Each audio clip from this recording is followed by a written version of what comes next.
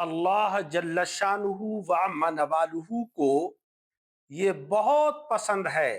کہ اس کے بندے اور اس کی بندیاں اللہ تبارک و تعالیٰ کے سامنے گڑ گڑائیں، معافی مانگیں،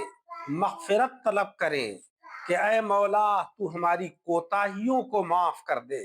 ہماری غلطیوں کو معاف کر دے، ہمارے گناہوں کو معاف کر دے۔ اس سے اللہ رب العزت بہت خوش ہوتا ہے۔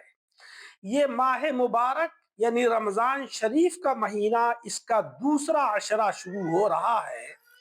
اور یہ عشرہ ہی مغفرت کا ہے۔ یوں تو اللہ رب العزت کی مغفرت عام ہے، مگر رمضان شریف کے یہ دوسرے عشرے کے جو ایام ہیں یہ مخصوص ہیں، اللہ تبارک و تعالیٰ کی مغفرت کے دروازے کھلے ہوئے ہوتے ہیں ان ایام کے اندر۔ مولا رب العزت کا فرمان ہے کہ لا تقنطوا من رحمت اللہ، تم اللہ کی رحمت سے نا امید مت ہو، تم تو اپنے ہاتھوں کو پھیلاؤ اور اپنی توجہ کو اللہ کی طرف کو کرو تو یقیناً ان اللہ یغفر الذنوب جمیعا انہ هو الغفور الرحیم، بے شک مولا تبارک و تعالی گناہوں کو معاف کر دے گا، بے شک وہ بڑا مغفرت فرمانے والا اور بہت ہی رحیم ہے۔ حضرات انبیاء کرام و رسل عظام اور بالخصوص جناب خاتم النبیین اشرف المرسلین محمد مصطفیٰ صلی اللہ علیہ وسلم یہ گناہوں سے معصوم، یعنی گناہ کرنے کی صلاحیت ہی اللہ نے ان کی ختم کر دی، یعنی وہ گناہ کر ہی نہیں سکتے، اس کے باوجود بھی اللہ کی بارگاہ میں گڑ گڑاتے، مولا تبارک و تعالیٰ کی بارگاہ میں مغفرت طلب کرتے۔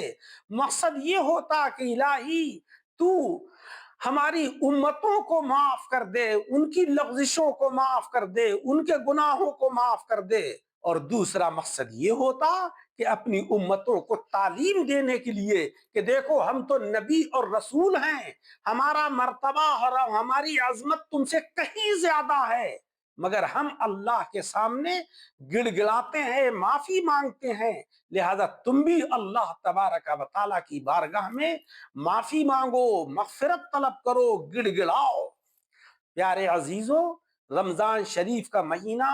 ایسا عظمت والا مہینہ ہے کہ اس مہینے کا اگر ایک روزہ بھی بغیر کسی عذر شرعی کے، بغیر مجبوری کے جان بوجھ کر چھوڑ دیا تو پوری زندگی اگر اس کے بدلے میں روزہ رکھے گا تو وہ اجر و ثواب جو رمضان شریف کے روزہ رکھنے میں ملتا ہے وہ اس کو نہیں ملے گا۔ لہذا اس ماہ مبارک کی خوب قدر کیجئے، نمازیں پڑھیے، قرآن عظیم کی تلاوت کیجئے، روزے رکھیے، جھگڑے اور فسادات سے بالکل دور ہو جائیے، اپنی زبان کو اخلاق حسنہ سے متصف کیجئے، اپنی آنکھوں کو، اپنی زبان کو، اپنے تمام اعضاء کو برائیوں سے بچائیے،